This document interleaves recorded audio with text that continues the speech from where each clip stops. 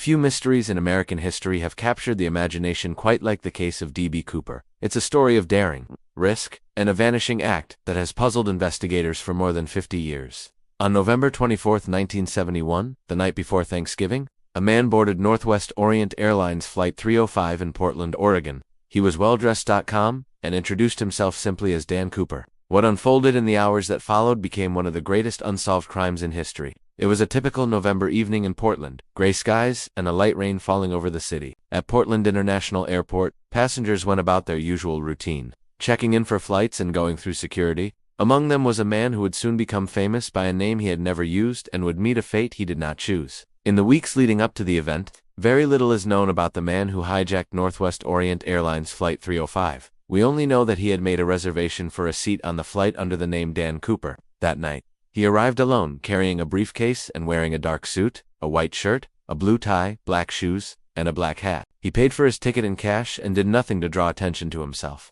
When the Boeing 727 was ready to depart, Cooper boarded the aircraft and settled into his seat. As the flight got underway, he appeared calm and relaxed, ordering a bourbon and soda from the flight attendants. However, as the plane reached cruising altitude, something changed. Cooper began to act suspiciously.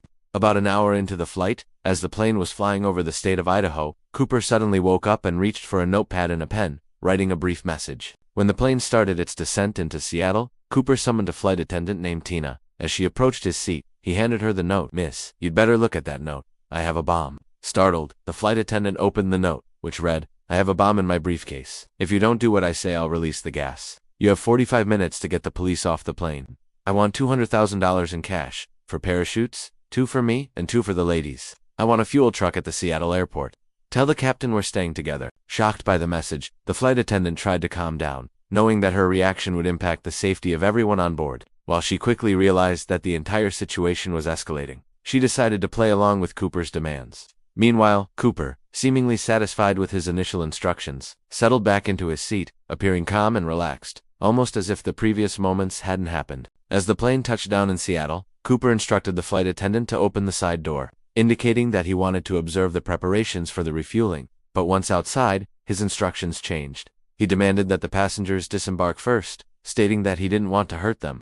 This action left the flight attendant and the passengers confused and concerned, wondering about his intentions and how the situation might end. With the passengers out of the way, Cooper now directed the flight attendant to lock the front door, engage the no smoking sign, and turn off the cabin lights. Now alone in the dark cabin with the crew, Cooper instructed them to turn the plane to face away from the runway, effectively blocking the view of the fuselage. Just then, a loud noise echoed from the front of the plane. Cooper explained that it was the timer for the bomb, saying that it was currently set for detonation in 40 minutes. The situation grew tense as the plane sat ominously on the runway, illuminated only by the dim emergency lights. In the cockpit, the pilot and co-pilot discussed their options, trying to figure out what to do in this unprecedented situation. Suddenly, a thought struck the pilot. He knew that the plane's auxiliary power unit could maintain the electrical systems in the event of an engine shutdown.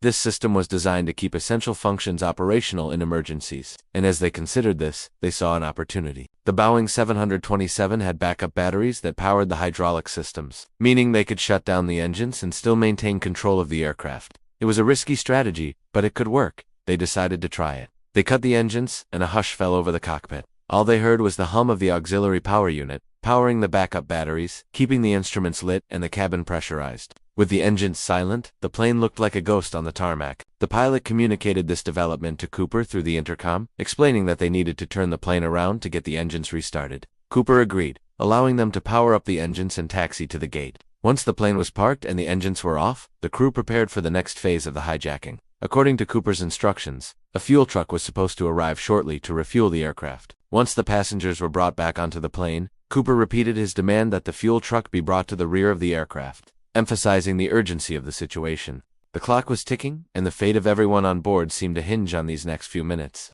With the stakes so high, all eyes turned to the airport authorities.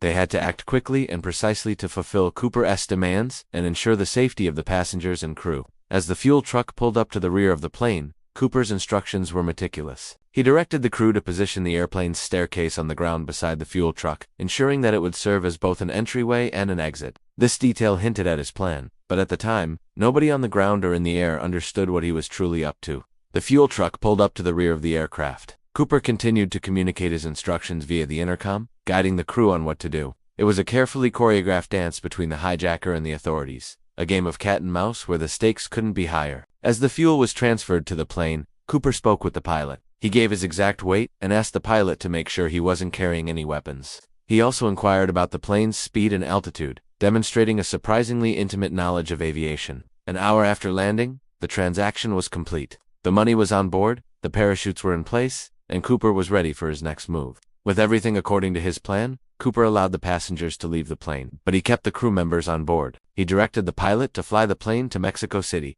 instructing him to keep the altitude low and the speed slow. Crucial details that indicated his true intention. The plane taxied down the runway, lifted off into the sky, and headed south. As it climbed, Cooper gave the pilot specific instructions for the route. He wanted to stay away from major cities and avoid detection. Cooper then wrote a note for the pilot to give to the FBI when they landed, telling them he'd parachuted out and that he hoped they enjoyed the money. Then, at some point, while the plane was flying over the dense forests of southern Washington, Cooper made his move. Somewhere over the dark treetops, as the plane flew slowly at low altitude, Cooper opened the back stairs of the Boeing 727 and jumped into the stormy night. No one on board saw him go.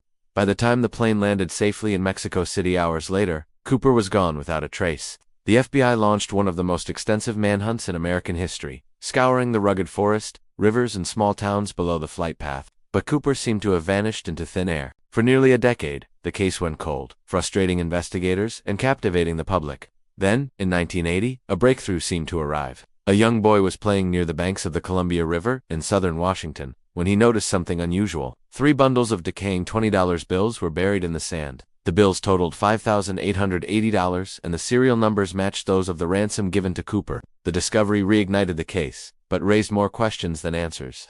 How did the money get there? Was it dropped by Cooper during his jump, carried downstream over the years, or deliberately buried as a diversion? Speculation ran rampant as people tried to piece together what really happened to D.B. Cooper. The FBI continued to investigate, following every lead and analyzing every piece of evidence. But Cooper's legacy lived on in the countless theories that sprang up around the case. Some believed that he didn't survive the jump, arguing that the freezing temperatures, rough terrain, and dangerous conditions made survival nearly impossible. Others were convinced that he planned his escape perfectly, vanishing into anonymity with most of the money. Suspects ranged from ex-paratroopers to career criminals, yet none could ever be definitively linked to the case.